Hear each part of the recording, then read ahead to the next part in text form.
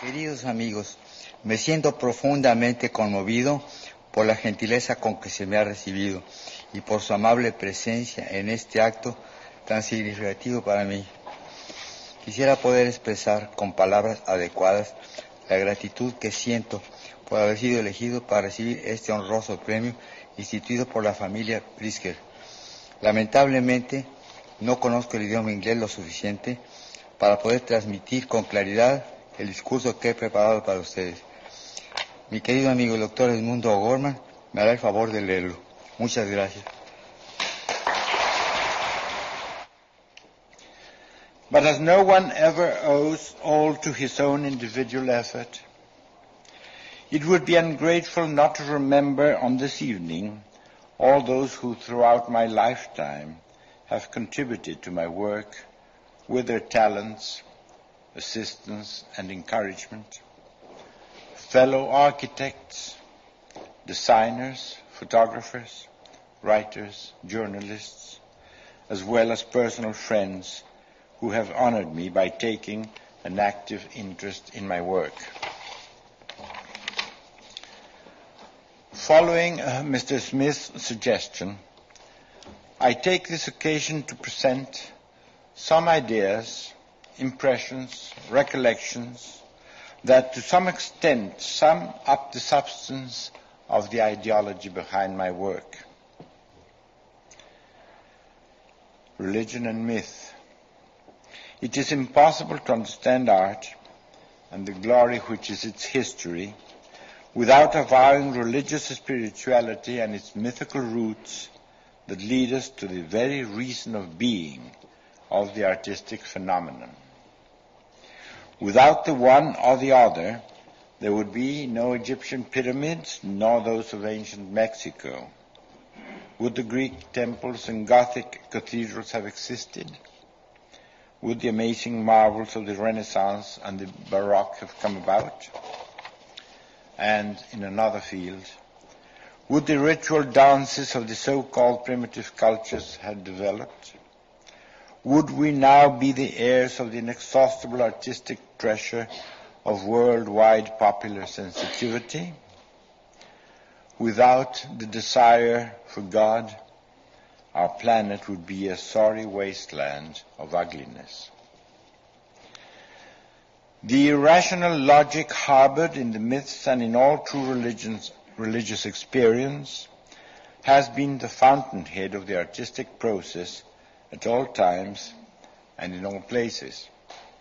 These are words of my good friend Edmundo O'Gorman, and with or without his permission, I have made them mine. Beauty, the invincible difficulty that philosophers have had in defining the meaning of this word, is unequivocal proof of its ineffable mystery. Beauty speaks like an oracle, and since the dawn of history, man has heeded its message in an infinite number of ways. It may be in the use of tattoos, in the choice of a seashell necklace by which the bride enhances a promise of her surrender, or again in the apparently superfluous ornamentation of everyday tools and domestic utensils, not to speak, of course, of temples and palaces, and even in our day in the industrial products of modern technology. Human life deprived of beauty is not worth your being called so. And it is the architect's duty and privilege to preconize through his work the gospel of beauty. Silence. In the gardens and homes designed by me, I have always endeavored to allow for the interior placid murmur of silence, and in my fountains, silence sings. Solitude. Only in the intimate communion with solitude may man find himself. Solitude is good company, and my architecture is not for those who fear or shun it. serenity. Serenity is the great and true antidote against anguish and fear. And today, more than ever, it is the architect's duty to invite as a permanent guest in the home, no matter how sumptuous or how humble. Throughout my work, I have always strived to achieve serenity, but one must be on guard, not to destroy it, but the use of an indiscriminate palette. Joy. How can one forget joy? I believe that a work of art reaches perfection when it conveys silent joy and serenity. Death. The certainty of death is the spring of action and therefore of life. And in the implicit religious element in the work of art, life triumphs over death. Gardens. In the creation of a garden, the architect invites the partnership of the vegetal kingdom. In a beautiful garden, the majesty of nature is ever present, but nature reduced to human proportions and thus transformed into the most efficient haven against the aggressiveness of contemporary life. Ferdinand Bach taught us that the soul of gardens shelters the greatest sum of serenity at man's disposal, and it is to him that I am indebted for my longing to create a perfect garden. He said, speaking of his gardens at Le Colombier, "In this small domain, I have done nothing else but joined the millenary solidarity to which we are all subject, the ambition of expressing materially a sentiment common to many men in search of a link with nature by creating a place of repose and peaceable pleasure." It will appear obvious then that a garden must combine the poetic and the mysterious with a feeling of serenity and joy. There is no fuller expression of vulgarity than a vulgar garden. To the south of Mexico lies a vast extension of volcanic rock, and, overwhelmed by the beauty of this landscape, I decided to create a series of gardens to humanize, without destroying, its magic. While walking along the lava crevices, under the shadow of imposing ramparts of live rock, I suddenly discovered, to my astonishment, small, secret, green valleys, the shepherds call them jewels, surrounded and enclosed by the most fantastic, capricious rock formations, wrought on as yet soft, melted rock by the onslaught of powerful prehistoric winds. The unexpected discovery of these jewels gave me a sensation similar to the one experienced when, having walked through a dark and narrow tunnel of the Alhambra, I suddenly emerged into the serene, silent, solitary patio of the Myrtle, hidden in the entrails of this ancient palace.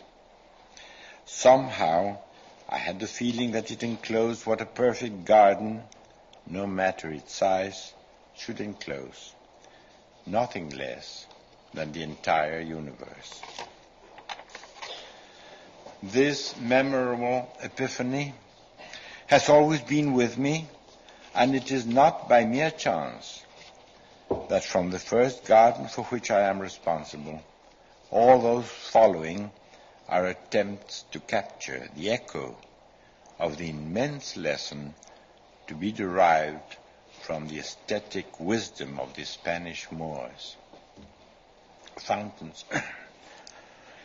A fountain brings us peace, joy, and restful sensuality, and reaches the epitome of its very essence when by its power to bewitch, it will stir dreams of distant worlds. While awake or when asleep, the sweet memories of marvelous fountains have accompanied me throughout my life. I recall the fountains of my childhood, the drains for excess water of the dam, the dark ponds in the recess of abandoned orchards, the curbstone or shallow wells in the convent patios, the small country springs, quivering mirrors of ancient giant water-loving trees, and then, of course, the old aqueducts, perennial reminders of imperial Rome, which from lost horizons hurry their liquid treasure to deliver it laced with the rainbow ribbons of a waterfall. Architecture. My architecture is autobiographical.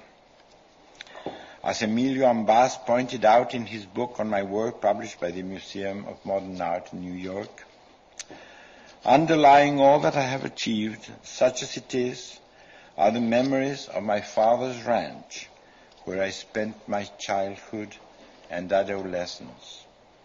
In my work, I have always strived to adapt to the needs of modern living the magic of those remote, nostalgic years.